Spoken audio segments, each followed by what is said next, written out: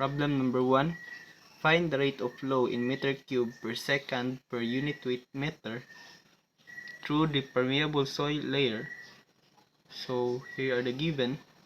H is equal to 4 meters, H1 is equal to 2 meters, small letter h is equal to 2.75 meters, S is equal to 30 meters, angle alpha is equal to 14 rather, then the permeability is equal to 0.075 centimeter per second, but we will convert it into meter per second.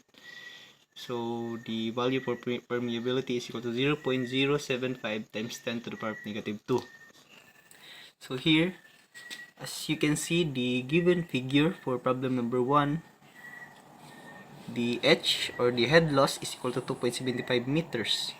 And the big letter H is equal to 4 meters. H1 is equal to 2 meters. Where this part here is the direction of flow. And the alpha is equal to 14 degrees. And S is equal to 30 meters.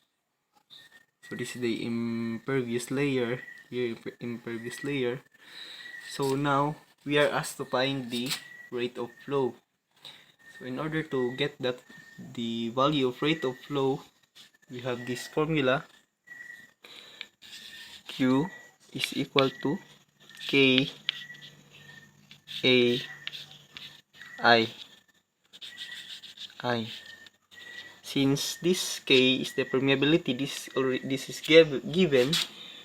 This the area, and the I, or we call this the hydraulic gradient, is also unknown. This area and hydraulic gradient is unknown, so we will first find these two unknowns.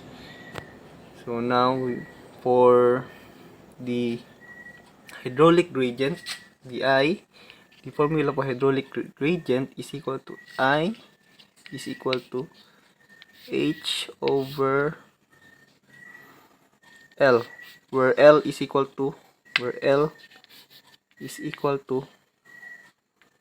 S over cosine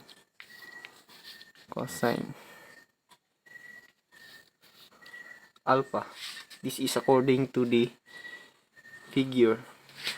So since this 2 is given, and this H also, the head loss, is also given, so easily simplify these values.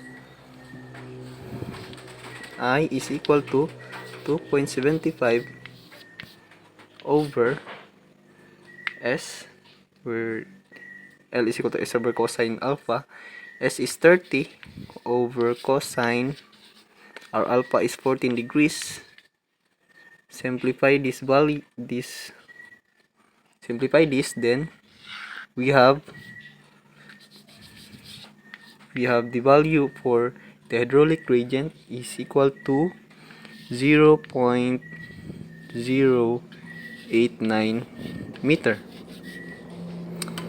So this is our hydraulic gradient is 0.089 meters. So we have to proceed to the area. We are going to look for the area. Formula for the flow rate. So the formula for area, the cross-sectional area, is A is equal to the H1 cosine alpha times 1. So our H1 is 2. This is given. This H1 is equal to 2. Then cosine alpha 14 degrees times 1. Our area is equal to 1.941 meter squared. So now, since we have already got the two values, which is the area and the hydraulic gradient, now we can back to the formula of the flow rate. We are the main question for the problem. So here this permeability is given 0.0725 times 10 to the power of negative 2 times the area is equal to 1.941 meter squared times the I is equal to 0.089. So simplify this, then we have the result, the final answer. The flow rate 1.296 times 10 power of negative 4 meter cube per second, unit weight M.